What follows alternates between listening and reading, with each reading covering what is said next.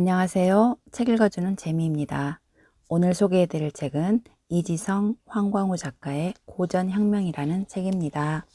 이 책의 목차를 보면 파트 1, 당신의 생각이 곧 당신의 미래다. 고전혁명. 파트 2, 뿌리 깊은 나무는 흔들림이 없다. 자아혁명. 파트 3, 변화는 변화를 이끈다. 관계혁명. 파트 4, 거침없이 나만의 고전을 써라. 나와 세상을 깨우는 동서양 인문고전 10선. 이 중 여러분에게 소개해드리고 싶은 부분 읽어보도록 하겠습니다. 1979년 노벨 화학상을 받은 허버트 브라운, 1992년 노벨 경제학상 수상자 게리 베커, 미국의 유명 수학자 조지 버코프, 인권운동가 제시 잭슨, 이들의 공통점은 무엇일까? 답은 모두 시카고 대학 출신이라는 것이다. 지금까지 시카고 대학에서는 85명의 노벨상 수상자와 44명 로즈 장학생을 배출했다. 오늘날 명문으로 이름을 날리고 있지만 사실 초창기 시카고대는 그저 그런 학교 중 하나였다. 그런데 1929년 30세에 허친스가 제5대 총장으로 부임하면서 변화가 시작됐다. 열등감과 패배감에 물들어 있는 학생들을 보고 허친스는 새로운 계획을 도입한다. 일명 시카고 플랜이라고 불리는 그레이트북 프로그램이 그것이다. 허친스는 학생들에게 졸업할 때까지 100권의 고전을 읽게 했다. 단지 읽기만 시킨 것이 아니었다. 그는 고전을 읽으면서 3가지 목표를 충족하도록 주문했다. 첫 번째는 고전에서 자신만의 롤 모델을 발견하라는 것. 두 번째는 자신의 인생을 이끌어갈 가치를 찾으라는 것. 마지막 3번째는 자신이 발견한 가치에 꿈을 품으라는 것이었다. 결과는 놀라웠다. 하버드대나 예일대에 비해 수준이 떨어진다고 스스로 평가절하하던 학생들이 고전을 통해 가치와 꿈을 가지게 됐고 열정을 회복했다. 85명의 노벨상 수상자 배출이라는 경이로운 기록은 학생들의 꿈과 열정이 빚어낸 쾌거였던 셈이다. 미국에서 가장 지적인 대학으로 꼽히는 리드, 뉴, 말보로, 세인트 존스 대학에서는 하버드대나 스탠버드대보다 더 많은 학자와 저명 인사를 배출했다. 이 네 대학에서 가장 중점적으로 공부하는 것도 인문 고전이다. 특히 세인트 존스 대학은 전공 과목이나 교양 강좌가 아예 없으며 100권의 고전 토론이 대학 4년 커리큘럼의 전부다. 경영사상가 짐 콜린스는 기업 경영의 바이블로 꼽히는 저서 좋은 기업을 넘어 위대한 기업으로를 통해 극적인 변화 프로그램, 가혹한 구조조정에 착수하는 기업들은 위대한 기업으로 도약하는 데 실패한다고 지적한다. 돌파점에 이를 때까지 그리고 그 뒤까지도 거대하고 무거운 플라이휠을 한 방향으로 밀고 나가면서 추진력을 축적해야만 도약이 가능하다는 것이다. 여기서 고전 혁명의 의의를 발견할 수 있다. 우리는 삶의 극적인 변화, 180도 달라진 나를 꿈꾸며 그 방법을 새롭고 혁신적인 무엇에서 찾지만 조음을 넘어 위대해지기 위해서는 축적이 필요하다. 생각을 축적하고 그 생각을 실현할 힘을 축적해야만 위대함이 가능해진다. 그리고 오랜 세월의 풍파와 굴곡을 견디고 위대함으로 자리매김한 고전은 그 지난한 과정의 출발점이자 조력자가 되줄 것이 분명하다. 내 안에 잠든 거인을 깨워 일으켜 세우는 법. 불가능은 비겁한 사람의 도피처다. 1620년 출판된 베이컨의 신논리학의 표지에는 지브롤터 해협을 항해하는 범선이 등장한다. 신화에 의하면 지중해와 대서양을 연결하는 지브롤터 해협은 본래 막혀 있었다. 이 해협에 길을 낸 신화 속 인물은 헤라클레스다. 그리고 최고의 신 제우스와 인간 알크메데 사이에서 태어난 그는 제우스의 아내 헤라의 미움을 받는다. 헤라의 저주로 정신착란을 일으킨 헤라클레스는 큰 잘못을 저지르게 되고 죄를 씻기 위해 12가지의 일을 하게 된다. 그중 10번째가 괴물 게르온의 소를 생포하는 것이었다. 임무를 수행하기 위해 항해하던 헤라클레스는 산으로 막혀있는 곳에 도달했다. 그때 그가 산을 부수고 길을 낸 것이 바로 지브롤터 해협이다. 그래서 지브롤터 해협 동쪽 끝에 있는 바위 기둥은 헤라클레스의 기둥이라고 불린다. 그런데 베이컨은 왜 자신의 책 표지에 지브롤터 해협을 항해하는 범선을 등장시켰을까? 까닭은 이렇다. 헤라클레스가 산을 부수기 전까지 인간은 그 앞에서 더 나아가지 못하고 되돌아가야 했다. 산은 넘을 수 없는 장애물이었고 극복할 수 없는 한계였다. 하지만 헤라클레스로 인해 한계는 깨지고 만다. 즉 베이컨은 한계를 부수고 더 넓은 세계로 나아가고자 하는 정신을 표현하려 한 것이다. 공자에게 제자인 염구가 말했다. 선생님, 저는 선생님의 도를 좋아하지 않는 것이 아닙니다. 다만 힘이 부족할 뿐입니다. 그 말을 듣고 공자가 답하길, 정말로 힘이 모자라면 중도에 그만둘 수밖에 없다. 그러나 너는 스스로 한계를 긋고 있을 뿐이다 라고 했다. 공자는 스스로 한계를 정한다는 의미로 그을 획을 사용한다. 우리는 삶에서 수없이 많은 획을 긋고 있는지 모른다. 할 수 있는 것과 할 수 없는 것의 경계선, 될 수 있는 것과 될 수 없는 것의 경계선을 그어놓고 스스로 한계를 짓고 있는지도 모른다. 우리가 살면서 마주치는 대부분의 장애물은 스스로 쌓아올린 벽인 경우가 허다하다. 자아혁명을 완성하는 4가지 단계. 첫 번째, 생각하라. 생각의 확장. 한 기업의 CEO는 회의 때마다 불만이었다. 문제는 전략회의든 아이디어 회의든 직원들이 좀처럼 입을 열지 않은 데 있었다. 그건 임원이나 평직원이나 마찬가지였다. 자유롭게 이야기하자고 모인 브레이밍 스토밍에서도 모두 꿀먹은 벙어리처럼 탁자만 바라보고 있었다. 방법이 없을까 고민하던 끝에 CEO는 한 가지 제안을 했다. 회의를 시작하기 전 어느 부분이라도 좋으니 사기의 한 대목을 읽고 회의를 하라고 했다. 뜬금없이 사기라니? 직원들은 의아했지만 CEO의 제안을 묵살할 수 없어 일단 시키는 대로 했다. 그런데 얼마 후 놀라운 변화가 일어났다. 어색한 침묵만이 흐르던 회의실에 아이디어가 쏟아지기 시작한 것이다. 고전을 읽은 시간은 고작 하루 10분에 불과했다. 하지만 그 10분이 전체 회의의 질을 높였을 뿐만 아니라 직원들의 참여를 유도했고 결과적으로 조직 전체에 생기를 불어넣었다. 고전이 무엇이길래 이런 일이 벌어진 걸까? 고전은 구체적인 문제에 대해 직접적인 해답을 주지는 않는다. 고전의 효용은 즉자적인 것에 있지 않다. 고전은 생각하는 힘을 길러주는 도구다. 탈무드는 한 마리의 생선을 주면 함께 식량이 되지만 고기 잡는 법을 가르치면 평생의 식량이 된다고 이야기한다. 마찬가지로 고전이 우리에게 주는 것은 한 마리의 생선이 아니라 고기를 잡는 방법이다.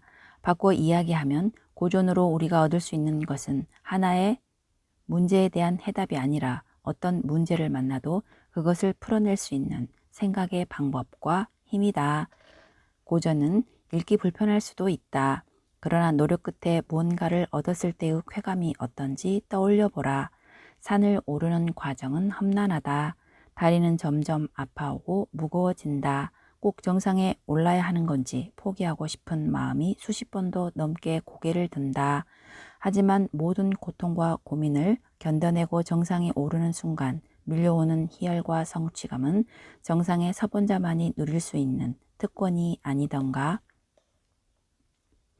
또한 고전을 읽는 것은 그 자체가 생각의 과정이 된다. 말하자면 이런 것이다. 궁금한 것이 있어 인터넷을 검색해 봤다. 즉시 답이 나오니 그대로 받아들인다. 왜 그런 답이 나왔는지는 생각하지 않는다. 다음에 비슷한 의문이 생기면 또 인터넷을 검색한다. 이런 식의 답 찾기는 지식의 양은 늘릴 수 있을지 모르지만 생각하는 힘은 결코 기를 수 없는 방법이다. 조그만 질문이 달라져도 또다시 인터넷의 힘을 빌려야 한다. 하지만 고전에서 답을 찾는 것은 나의 의문을 고전 속 질문에 대입해 스스로 답을 생각하는 과정이다. 인터넷보다 훨씬 오랜 시간이 필요하지만 이렇게 한번 답을 구하고 나면 이후에는 스스로 답을 찾는 일이 가능해진다. 이미 자신의 머릿속에 해답을 찾아가는 지도가 그려졌기 때문이다. 생각이 또 다른 생각을 낳은 셈이다. 이것이 바로 고전이 선사하는 생각의 확장이다. 두 번째, 질문하라. 대상의 확장. 데카르트는 의심과 질문으로 자신의 철학을 완성해 나간 사람이다. 그는 자신이 회의할 수 있는 모든 것을 회의했다. 회의와 회의를 거듭해도 부정할 수 없는 진리를 찾고 싶어 했다. 결국 데카르트는 의심할 수 없는 존재를 찾는 데 성공한다. 아무리 의심을 해도 지금 의심을 하고 있는 자신을 부정할 수 없었던 것이다. 그리고 데카르트는 마침내 그 철학을 대표하는 한마디, 코기토, 에고르숨, 즉 나는 생각한다, 고로 존재한다라는 말을 내뱉는다. 데카르트가 던진 건 진리에 대한 질문이었으며 존재에 대한 질문이었다. 그가 답을 찾을 수 있었던 이유는 질문을 던졌기 때문이다. 그것은 무척이나 간단한 이치다. 그러나 우리는 질문에 익숙하지 않다. 어쩌면 질문을 무지의 발현이라 여겨 부끄러워하는지도 모르겠다. 하지만 순자는 묻는 것을 즐겨하면 너그럽다. 군자의 배움은 묻는 것을 주저하지 않는 것이다 라고 했다. 일본 속담에는 몰라서 묻는 것은 일시적인 창피지만 몰라도 묻지 않으면 일생의 창피라는 말이 있다. 우리가 극복해야 할 첫 번째 관문은 질문을 두려워하지도 부끄러워하지도 않는 것이다. 그러나 더 큰 문제는 다음에 있다. 질문할 거리를 찾지 못한다는 것, 그것이다.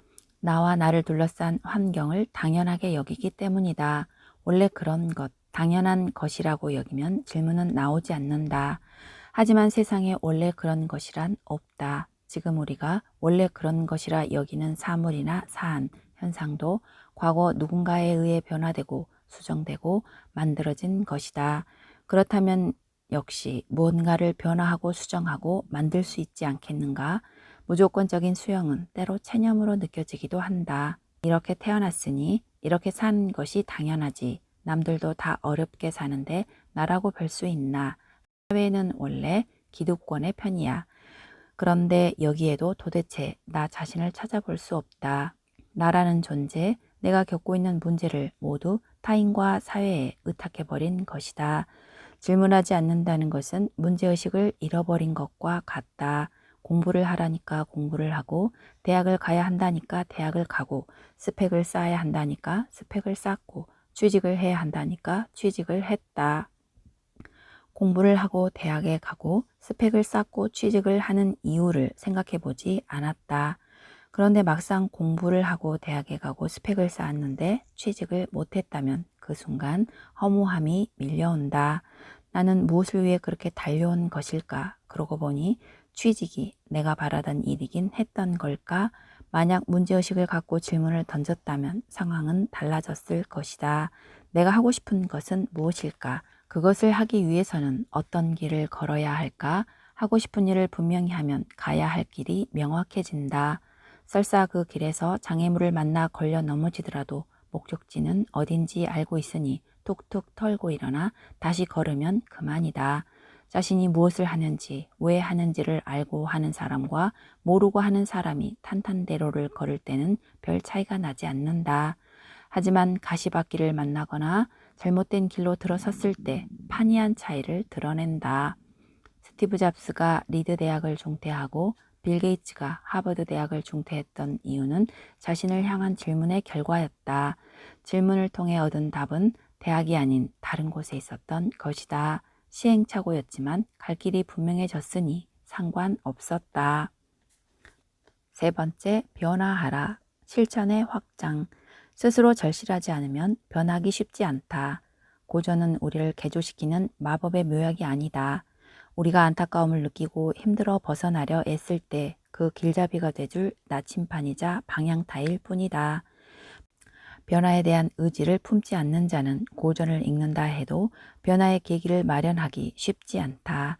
고전의 수많은 가르침 중 무엇을 취할 것인지 목표가 없기 때문이다.